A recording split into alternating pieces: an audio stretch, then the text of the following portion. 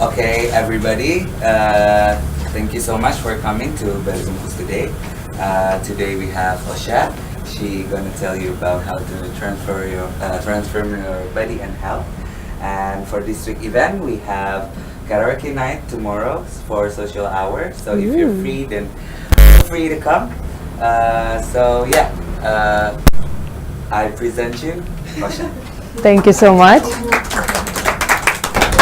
Thanks everyone so much for coming this afternoon.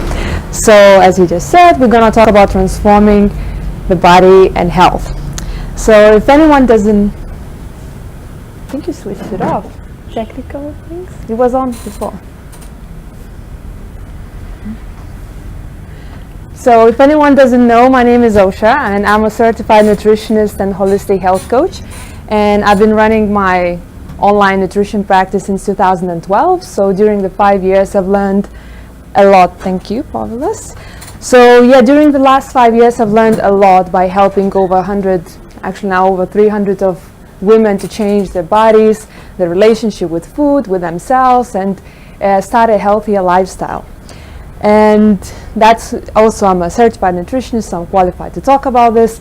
And I have, as I said, lots of experience, but I think what makes me qualified the most to talk about this is because I've gone through all this myself. I completely transformed my own health, my body, how I feel about myself, about food, and my overall life. So back in 2009, I was really, really unwell. This is me. I had really bad skin. I was really overweight. I was working in London corporate job, and I was stressed out all the time, and I was pretty much surviving on coffee and candy. So I'd drink like 5-6 cups of coffee every single day, and just like I would grab muffin on my way to work and eat on the go and get like Snickers and Twix from vending machines. I was really, really unhealthy. And even my like bad relationship with food started even earlier. Well, maybe when I was 16, I started my dieting career when I realized that I was chubbier than my skinny friends. I wasn't really overweight, but I started like being really conscious. And although I never really developed like full-blown eating disorder, but I was always thinking about how to get skinny. I was like restricting myself and binging, so it was really, really unhealthy. And when I was living in London, I was like doing really, really badly. So I stopped cooking at all. So I was always eating takeaways and chips and candies, and like my diet was horrible. And I was stressed out all the time. And on weekends, I would drink lots of wine to kind of unwind because I didn't know about meditation and all these practices that we know in the Buddha now. So I got really, really sick.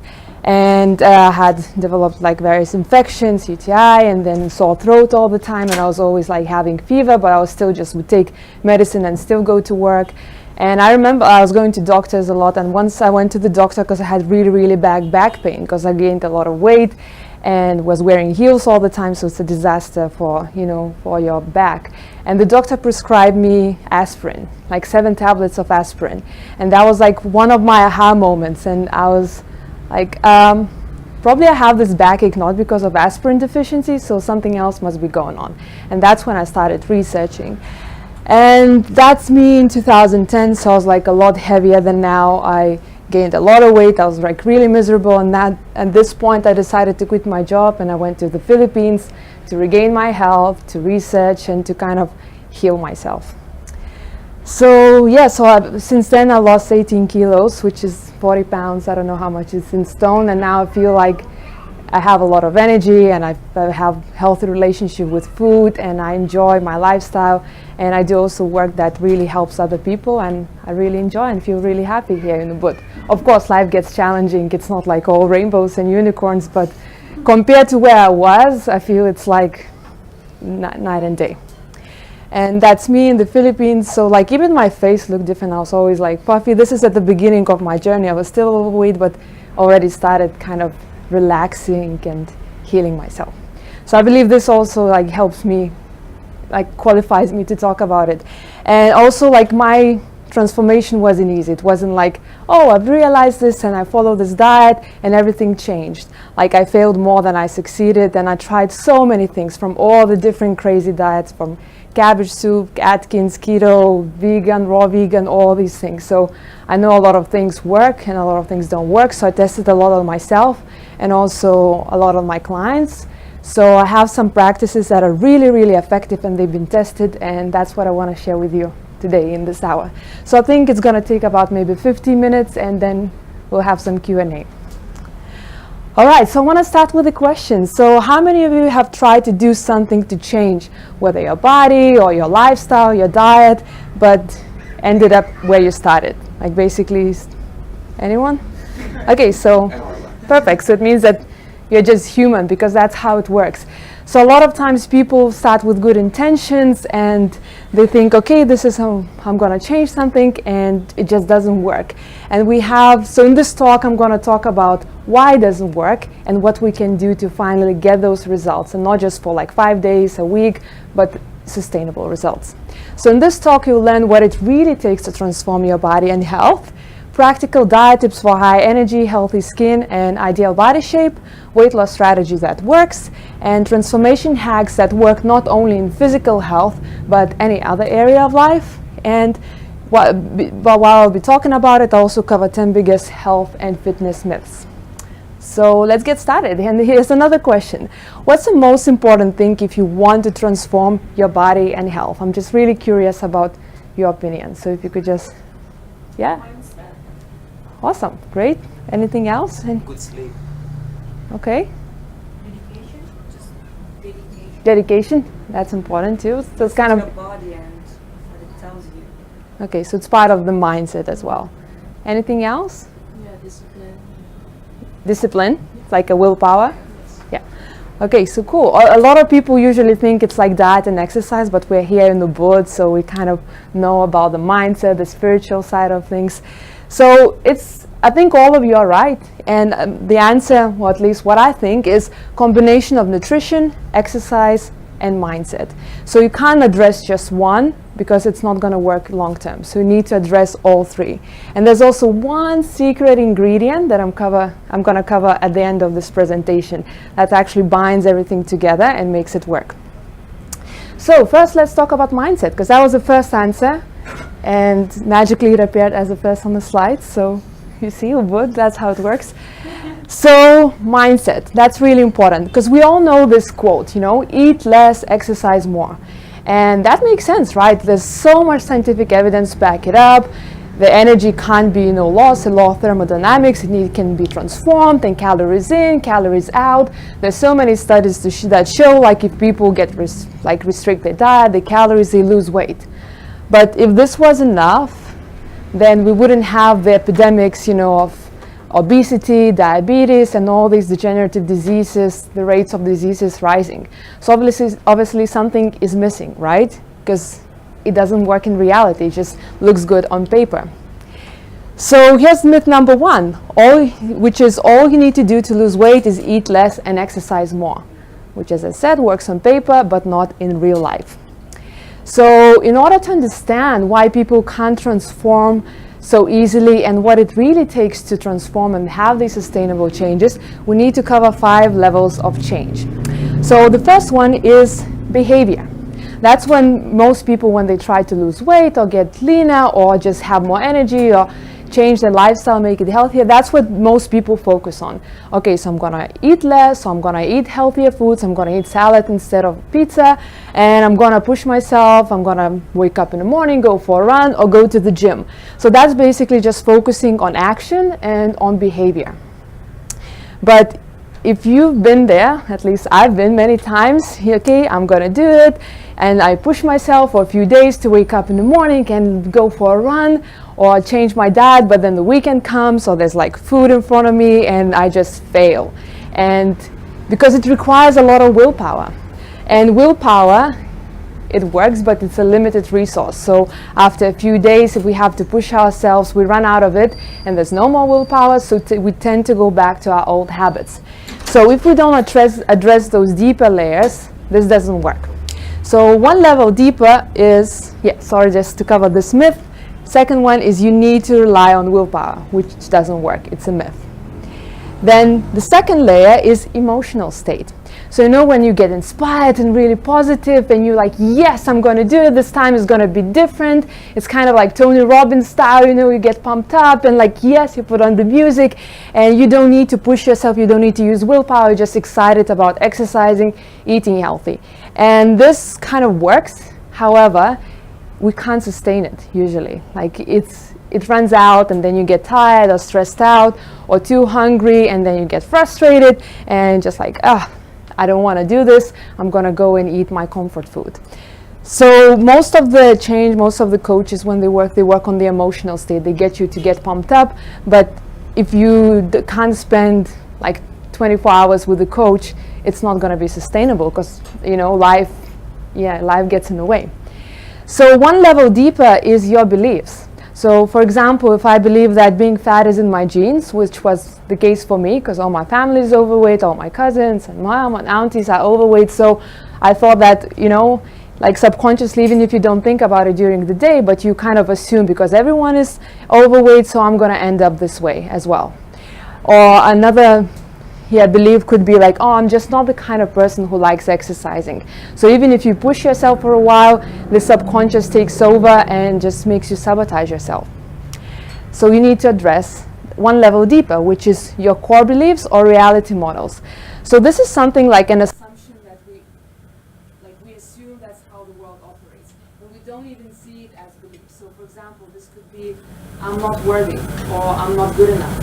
So even if you take some action, even if you start losing some weight or getting healthier, having more energy, being more productive, if you have a subconscious belief that's not addressed and resolved, then eventually you'll start sabotaging yourself and going back to where you started.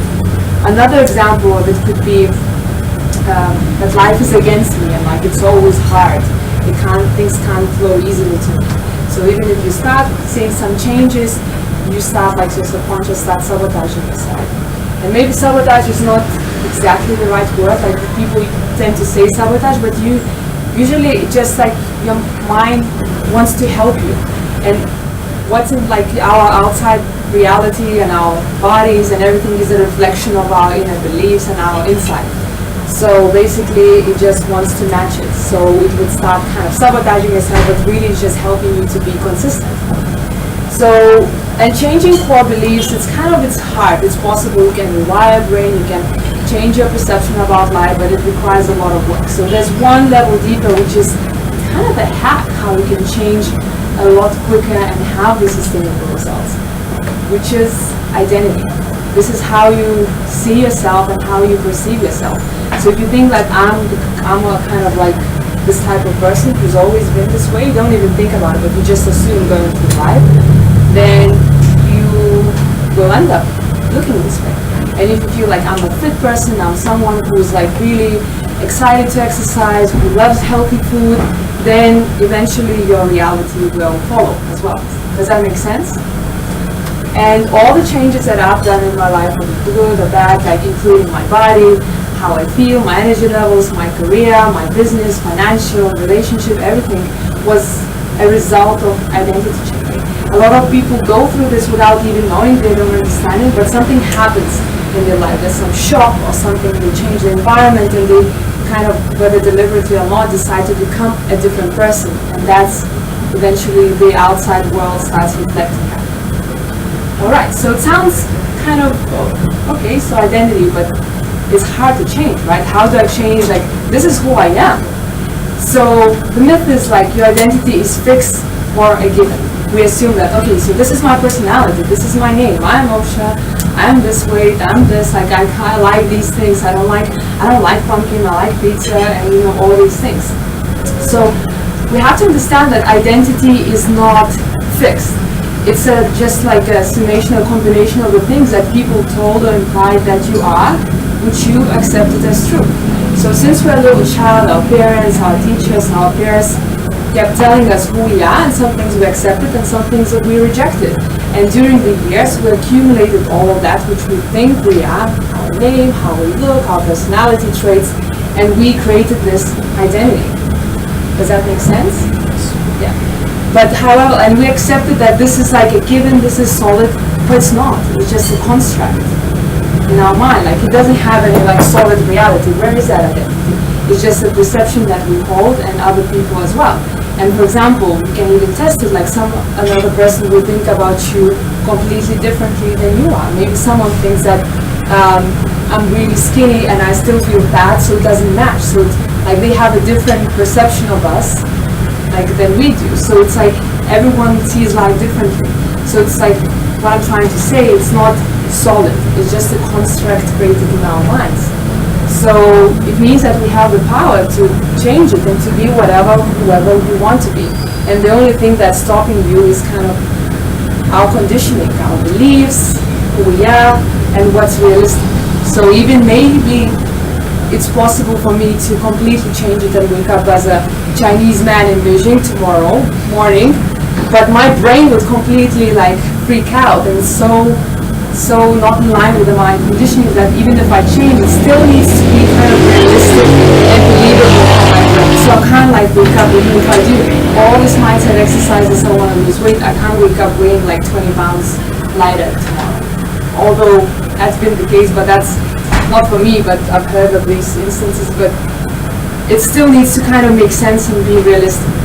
So we honor our conditioning and work with it rather than try to work against it. So does that make sense so far? Cool. So how do we change our identity, right? Because if it's not fixed, we can change it, but what are the action steps, practical things that we can do?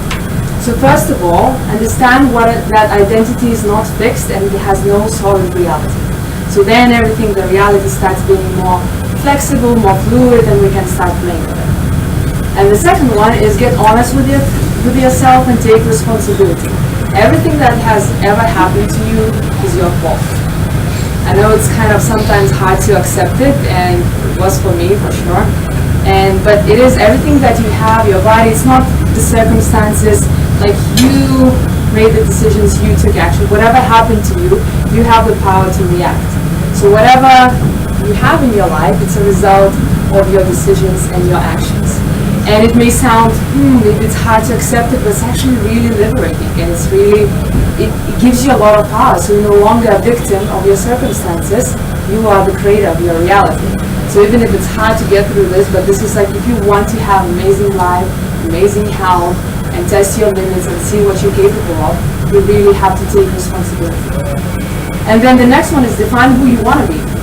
Okay, so if we could be anything we want, like you have to decide what you want to become. So you can even make a list, you can journal, and make a decision for.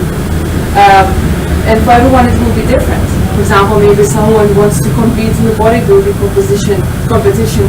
Like that's not something that I want, because I know what that would take a lot of things, a lot of steps to sacrifice a lot of things that I love and I don't want to be. I just want to be healthy and I want to feel good about myself, look good, have lots of energy, and this is not something that I want.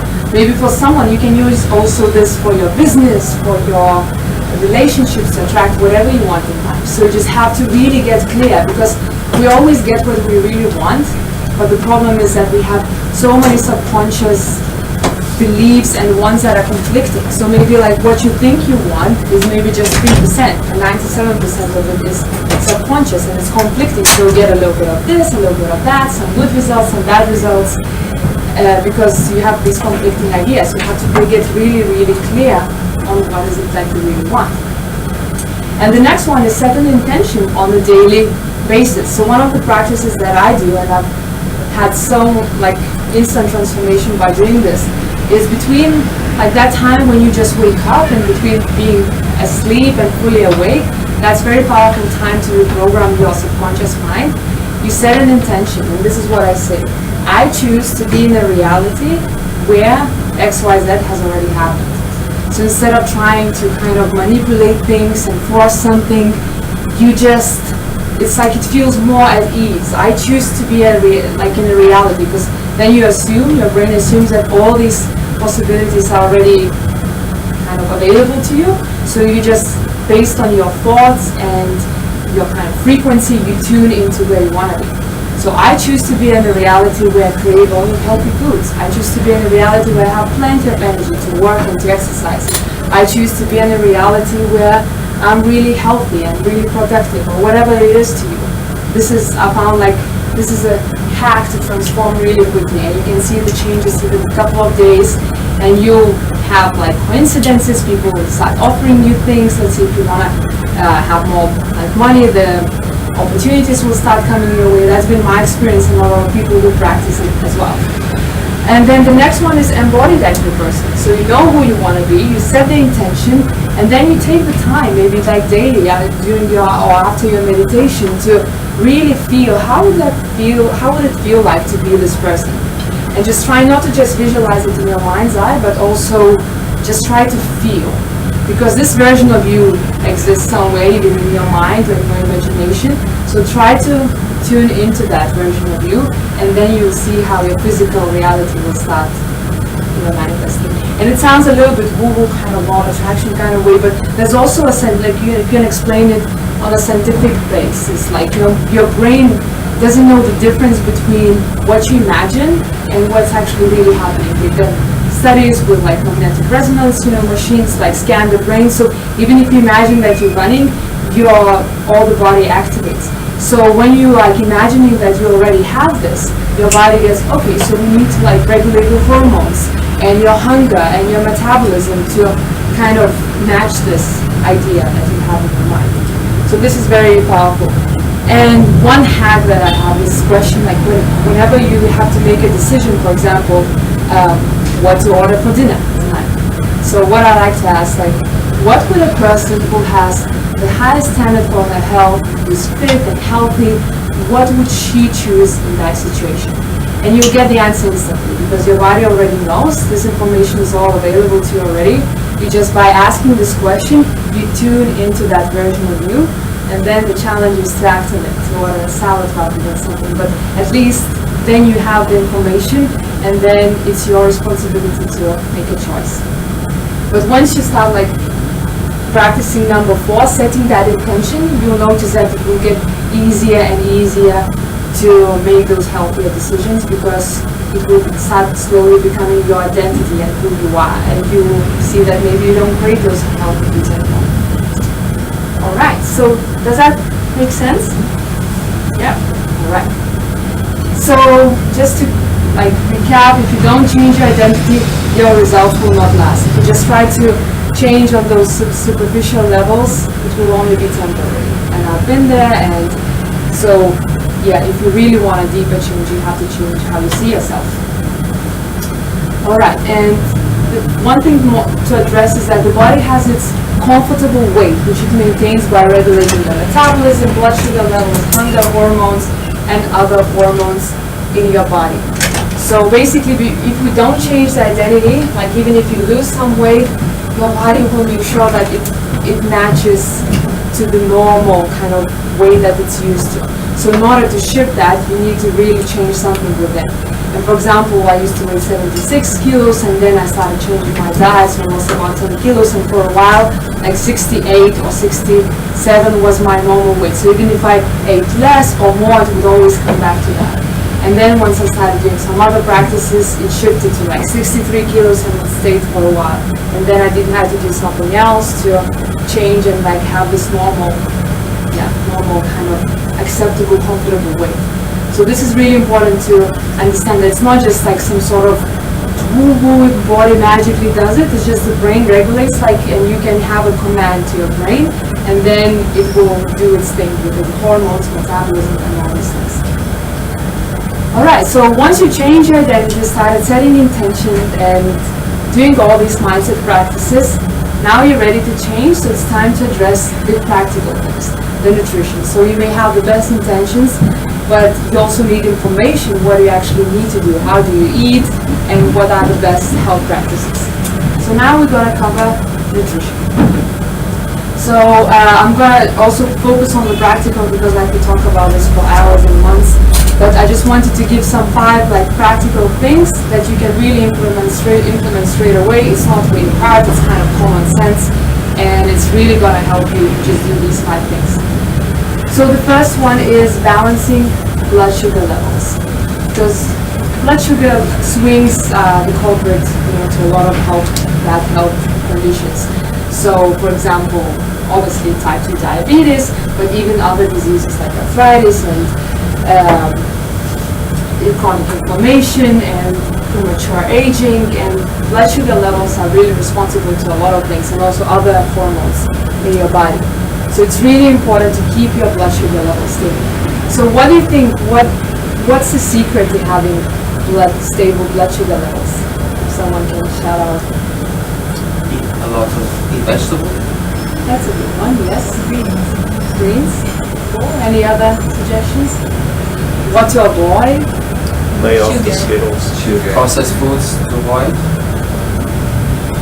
Okay, so usually people when they hear about blood sugar levels, they assume, oh, you have to cut the sugar. Sugar is the culprit for everything. So even like fruit or whatever, carbs, sugar, it's like the worst thing for your body if you want to manage blood sugar levels. However, it's not the full truth. And people think, yeah, that sugar is the culprit. However, we need sugar. We need blood sugar, like we need glucose in the blood in order to operate. And everyone has sugar, even if you consume 0 grams of sugar. And people who've been fasting for 4 weeks, they still have blood sugar, because otherwise they will simply die. So even if you don't eat sugar or carbs, your body will convert fats and protein into sugar, because that's what we need. Our cells need for energy, to breathe, to have this like heartbeat and breathing and all other functions in the body. So that's myth number 4, that sugar and carbs cause diabetes and high blood sugar levels. So I'm not saying that you should go crazy on your Skittles or now go and eat all the sugar. However, it's really important to understand the mechanism. So blood sugar is not the culprit, like the blood sugar swings are. So that's where the problems arise, when you have these blood sugar rises and falls very rapidly. And it's not just when we consume a lot of sugar, because if you eat a lot of fruit, let's say, it has a lot of sugar, but if you eat a healthy diet and there's not much animal fat in your diet and not much fat in your bloodstream, that sugar would go straight to the cells and be used for energy. And maybe you've heard about these fruitarians. Have you heard? You know what that means? People who eat lots and lots of fruit and get all the calories from fruit. They could eat maybe 3,000, 5,000 calories, or like 30, 50 bananas a day, and they would be really lean and skinny. So people were really confused. How come they're eating all the sugar, they don't have diabetes? It's because if you don't eat fat, that sugar can be used for energy and goes straight into the cells. However, if you eat a lot of fat at the same time, then the fat covers the cell membrane, so the sugar is in the bloodstream, but it can't go into the cell, so it can't be used for energy. So it just circulates in your blood, and then the pancreas has to release insulin. You know, insulin is the blood sugar regulating hormone. So it needs to release insulin, and it's not enough, so it releases even more insulin, and suddenly you have a blood sugar drop, and then you feel tired, you need a nap, you need a coffee, or you just feel like miserable. So these blood sugar swings are the problem. It's not the actual sugar. So if you eat a lot of fat and fruit at the same time, it's not really a good solution, because especially all the desserts and processed foods, they're actually naturally very high in fat and in sugar or carbs. So people think that pizza or donuts are carbs, but it's not. It actually has more fat than carbs, like calorie-wise. So it's actually a combination of high fat and high sugar that creates this problem. And now it's been really backed up by the science, and I don't know if you've heard of Dr. Neil Bernard. He actually created a program to reverse diabetes. It's not just to manage, because usually the traditional approach was don't eat a lot of sugar, don't eat lots of carbs, so it kind of helps you manage blood sugar levels if you're diabetic. But now it's proven that you don't even have to manage, you can actually reverse it completely by eating a plant-based diet. So you can still eat sugar, you can still eat fat, but you have to eat it in a natural form. So for example, avocados or some nuts and seeds and fruit. But even if you're eating fruit, it's not a good idea to combine it with lots of nuts, because you'll see that maybe after a while, after eating, you'll notice that you get blood sugar low and you kind of feel a little bit tired. But if you eat mostly whole foods diet without processed foods, just fruit, veggies, you can eat as much as you want and you won't be able to get fat. maybe like if you really want to be lean and go to competition, you have to manipulate your macros a little bit more. But if you just want to be healthy, prevent disease, and have a healthy weight, you can just eat a plant-based diet. And now it's been scientifically backed up, and it's been proven that it really works. Cool. So next one is hydration. So it's really important because all your blood, all your cellular functions depend on water, even breathing or metabolism. So even if you get dehydrated, your metabolism slows down by 5%, which is actually a lot in your body. And the next myth is that drinking lots of water is sufficient to stay hydrated, but it's not. Even if you drink 3 liters of water, it passes through your system. So these have electrolytes. So coconut water or green juice is amazing for that. Some people like to put some Himalayan pure salt in the water. It adds some electrolytes. I don't usually practice it. I prepare coconut water and green juice. But yeah, just drinking plain water is not enough. So you need to get really like, this water needs to get into your cells so you have lots of energy. And if you start drinking like more coconut water and green juice, and maybe like in the morning squeeze some lemon or lime in your water, that adds those electrolytes. And maybe what I practice every day, I also have a teaspoon of turmeric, which is very anti-inflammatory. So you'll start to be more hydrated, you'll have more energy, and your immune system will improve, and you'll feel better about yourself. And in Indonesia, there's like lots of good quality turmeric, so you can get fresh and just add some to your water in the morning. Alright, so the next nutrition tip is focus on nutrient-dense foods. So instead of just focusing on calories, I need to eat less, restrict something, or just some sort of diet, just focus on the foods that have the most nutrients and colorful foods. So all the fresh fruits, vegetables, and not processed foods, but maybe raw or lightly steamed or lightly cooked, but not with lots of oil. And also another thing is to avoid oil. You can still have fats, but in the whole form. But when you add oil, all those people say oil is healthy. However, it's actually nutrient-poor food because it has so many calories, and compared to the number of calories, it has kind of low nutrients. And it affects your blood sugar levels in not a good way.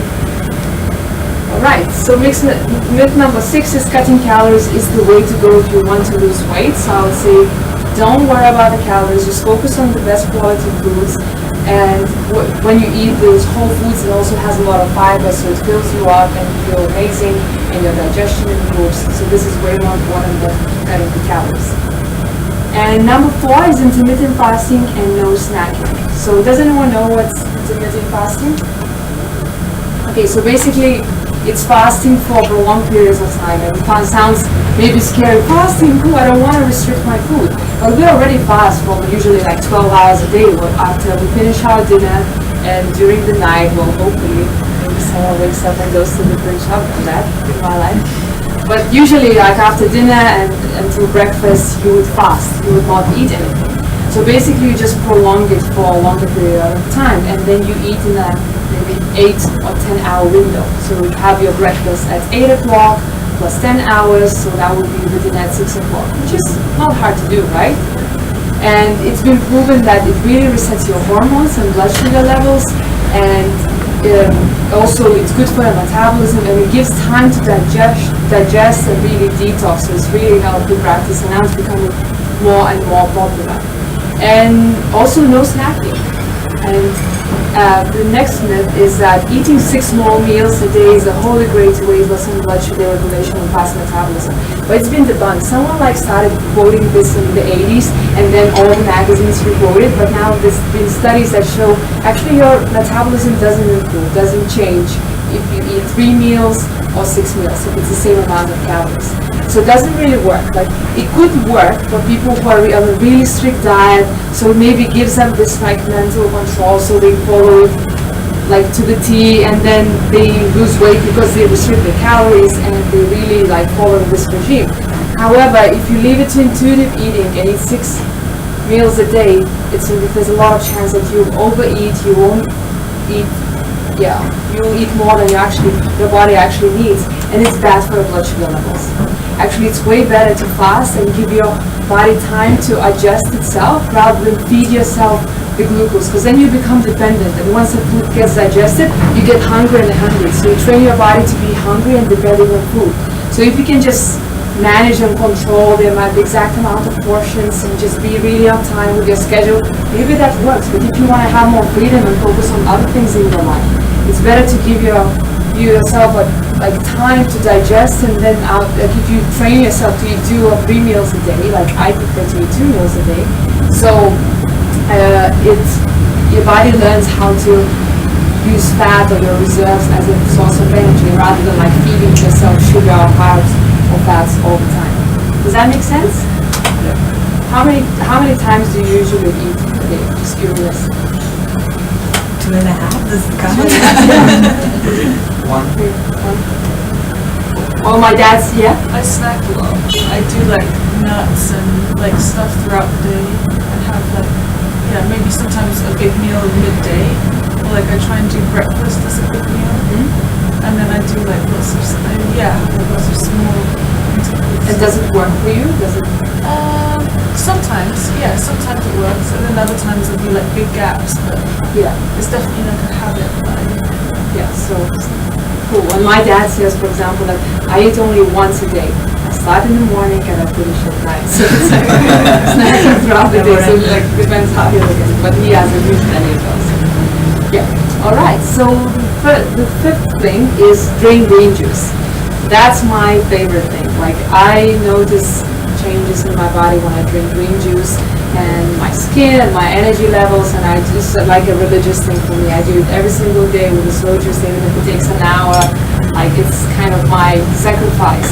And this is something that's really important because you kind of like combine a lot of nutrients in one glass. So it would take you so many greens, like to eat so many greens, and you might be like chewing like a cow like for hours.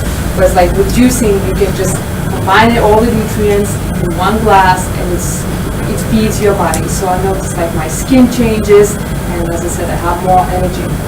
And there's another myth that any green juice is good for you. Like, oh, if you go to the cafe, there's green juice, or drink it, it's really good for me. However, if the juice is made with fruit and just some greens, it may be not so good for you. Although I believe, like, sugar is not the enemy necessarily, but when you juice fruit, it becomes too concentrated sugar because you remove fiber. So it spikes your blood sugar levels, and it's not that good for you.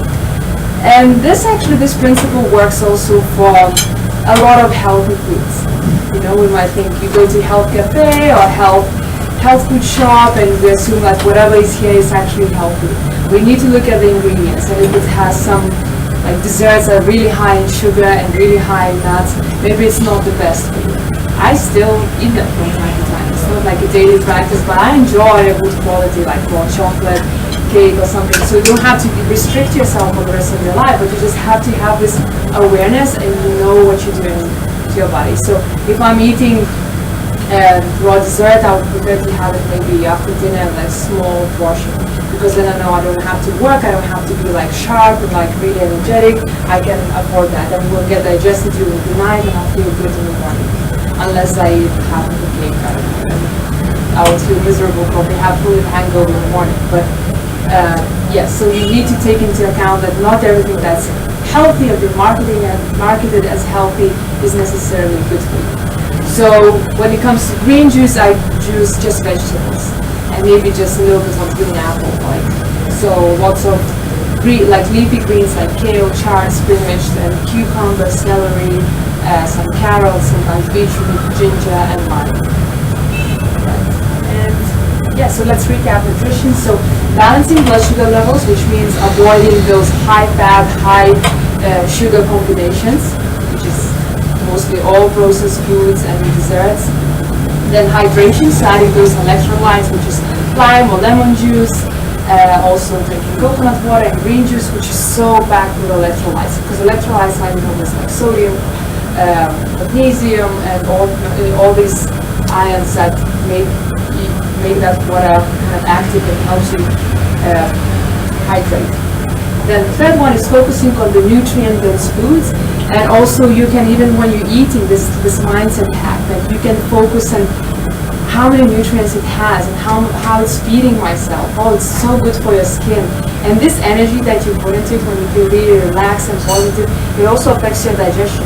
It may sound again a little bit woo-woo, but this is how it works, because if you eat cake and you're really guilty and you feel ashamed about it, then your digestion would also shut down and your body would kind of respond to it. Whereas if you eat and focus on the nutrients and all the good stuff that it has in it, it creates a difference. Then intermittent fasting, and no snacking, so giving your body time to digest and process food and balance the blood sugar levels naturally, and then drinking green juice, but vegetable green juice, not fruit juice.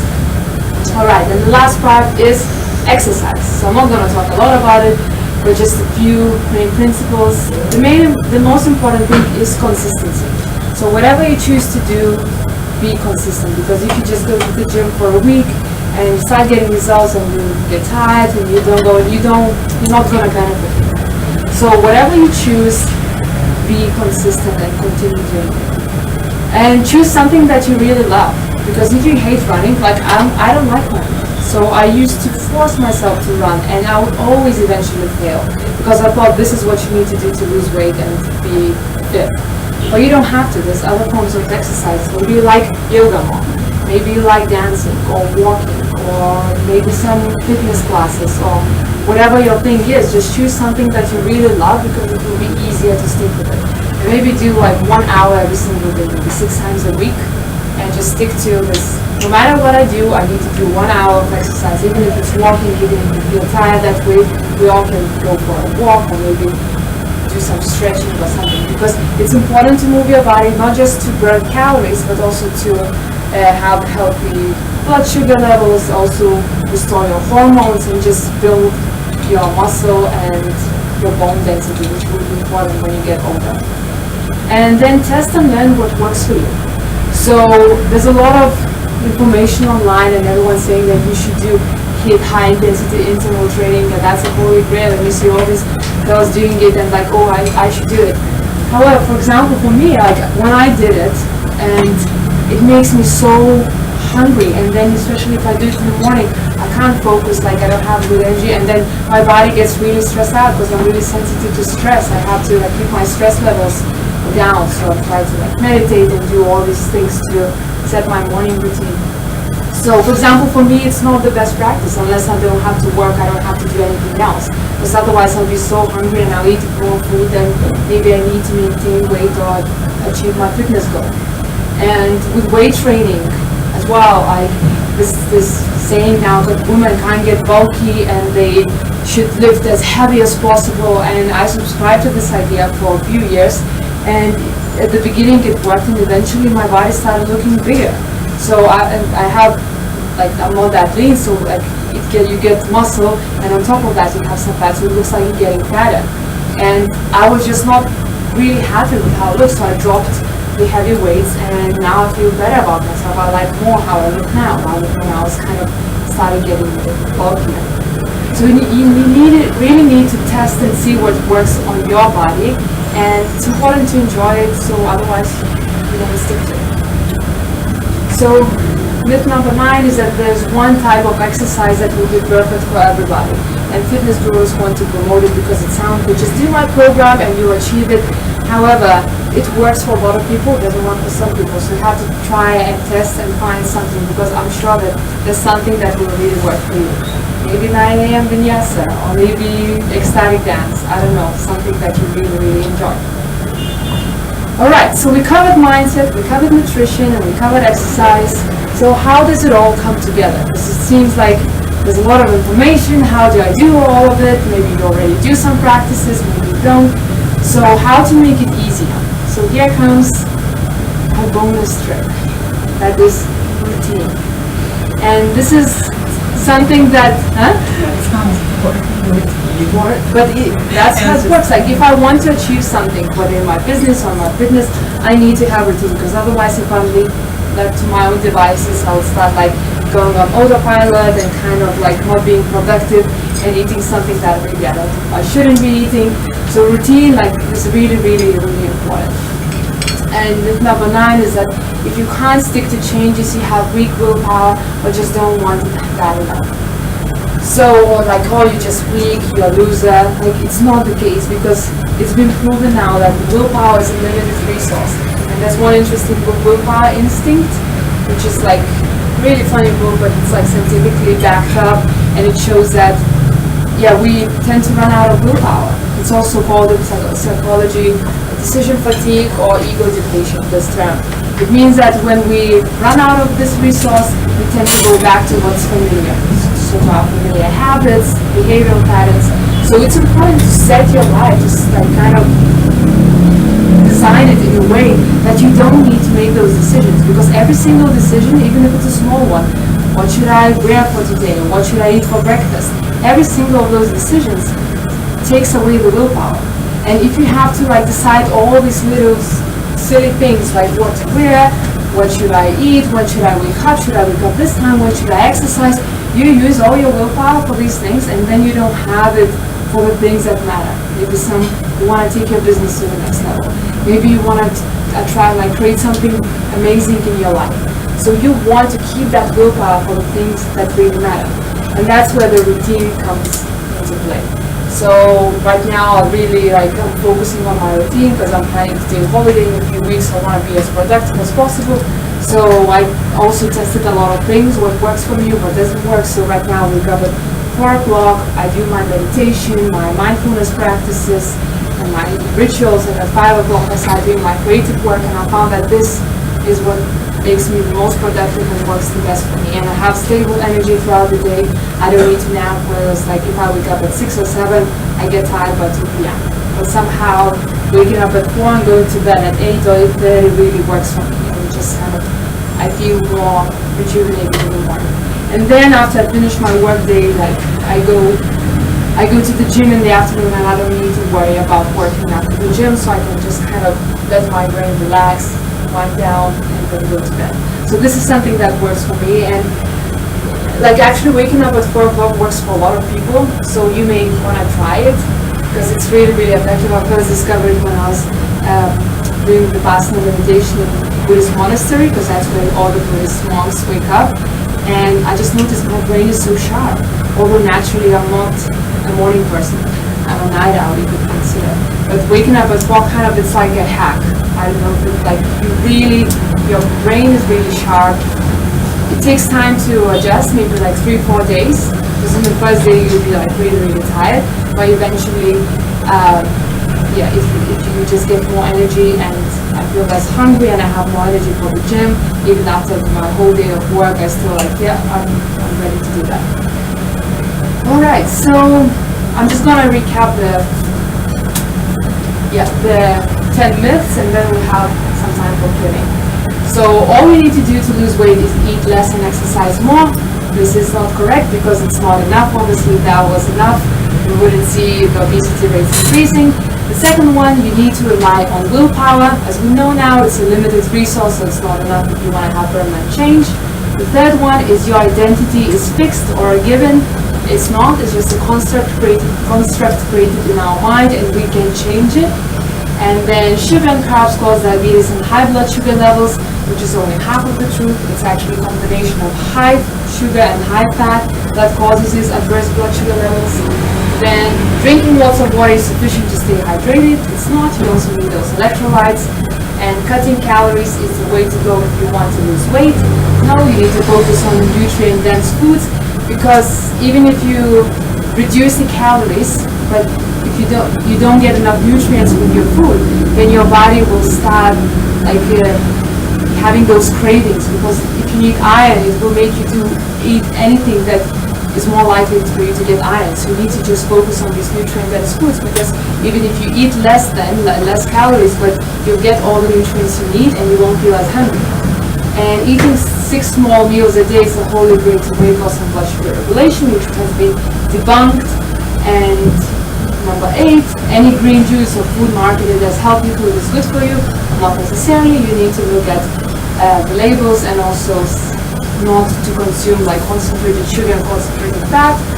And number 9 is there is a type of exercise that will be perfect for everybody. No, every single person is different. You need to test and try and see what works for you. And number 10, if you can't stick to changes, you have a weak willpower, or just don't want it bad enough, which is also not the case.